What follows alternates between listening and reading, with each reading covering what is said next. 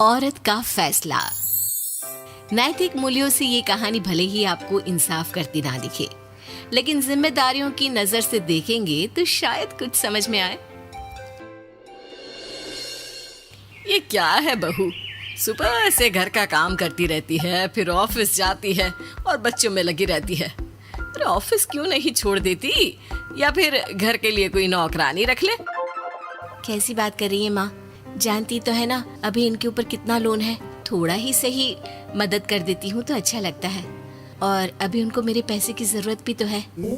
सुधा चंदर को बचपन से प्यार करती थी। एक ही मोहल्ले में खेल कूद कर बड़े हुए दोनों। जहाँ सुधा संपन्न परिवार से थी तो वहीं चंदर का परिवार आर्थिक परेशानियों से जूझता ही रहा।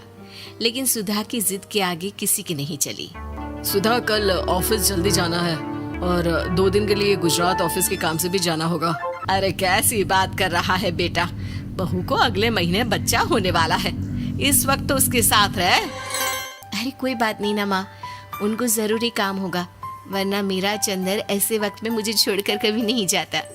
चंदर सुबह घर से निकलता तो आधी रात को घर में घुसता, वो भी शराब के नशे में। चंदर की माँ उसे खूब समझाती। अरे माँ, देख रही हो ना कितना कर्जा है सर पर, काम करना पड़ता है। दिन रात काम नहीं करूंगा तो घर कैसे चलेगा। अरे लेकिन बहू को भी तो देख लिया कर, इस हालत में भी घर का बाहर का सारा काम करती है। चंदर तो जैसे माँ की बात सुनकर भी अनसुना कर देता है। ऑफिस के बाद चंदर का फोन माँ के पास आता है। माँ, वो ऑफिस के काम से आज रात के लिए पास के शहर के ऑफिस जाना पड़ रहा है, कल सुबह आ जाऊंगा। सुधा रात को कमरे में सो रही होती है कि उसके पेट में दर्द होता है। सुधा चंदर को वीडियो कॉल करती है। इनको फोन कर लो, शायद कुछ आराम मिले। लेकिन 10 बार फोन करने पर भी वो सुधा का फोन नहीं उठाता। ऑफिस के काम से गए हैं, हो सकता है बिजी हो। कितनी मेहनत कर रहे हैं हम लोगों के लिए।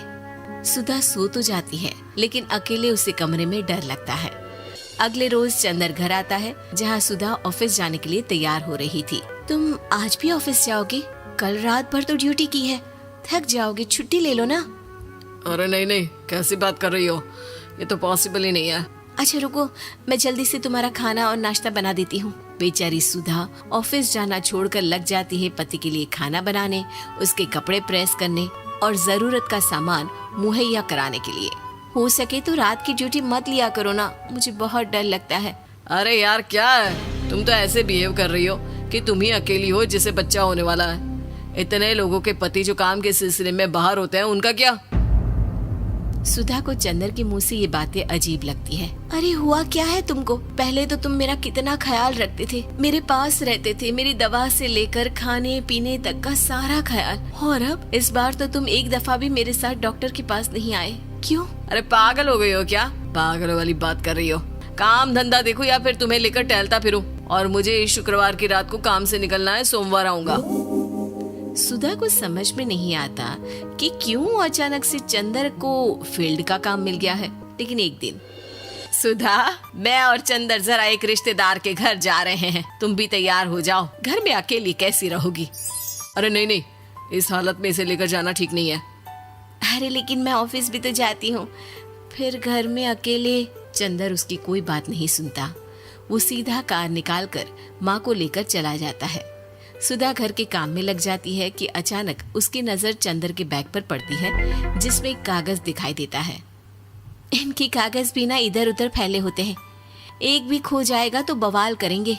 लेकिन जैसे ही सुधा वो कागज खोल कर देखती है तो वो सदमे में आ जाती है। दरअसल वो कागज नहीं, बल्कि चंदर और उसके ऑफिस में काम करने वाली लड़की चांदनी की गोवा की टिकट होती है। सुधा चंदर के बैग को खोलकर देखती है तो उसे होटल के बिल से लेकर महंगे गिफ्ट्स और दूसरे शहरों के टिकट मिलते हैं। सुधा को समझते देर नहीं लगती कि उसका पति किसी और लड़की के साथ है। चंदर के आने पर सुधा उससे बात करती है। अरे नहीं नहीं, ऐसा कुछ नहीं है, तुमको गलत फहमी हो गई है।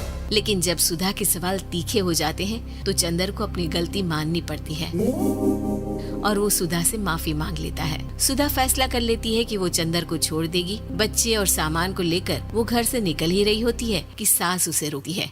कहाँ जाएगी बेटा, रुक जा। चंदर को सुधा का जाना खल नहीं रहा था। वो झूठे मुंह भी उसे रोकने की कोशिश ही नहीं कर रहा था। सुधा चंदर को देखती है और मायके चली जाती है। मायके में माँ कहती है, अरे ऐसे कैसे घर छोड़कर आ गई? कौन सा चंदर तुझे छोड़ रहा था? माफी तो मांग ली थी ना।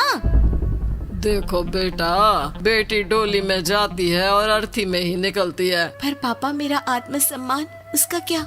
आपने मुझे पढ़ाया लिखाया है, इस लायक बनाया कि मैं खुद का खर्चा उठा सकूं, बेटी को पढ़ा सकूं, एक अच्छा जीवन पाऊं।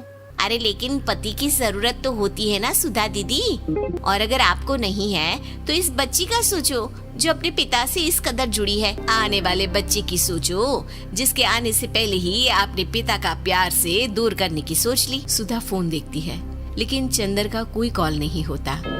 वो समझ नहीं पाती कि अपने आत्मसम्मान के बारे में सोचे या बच्चों के बारे में।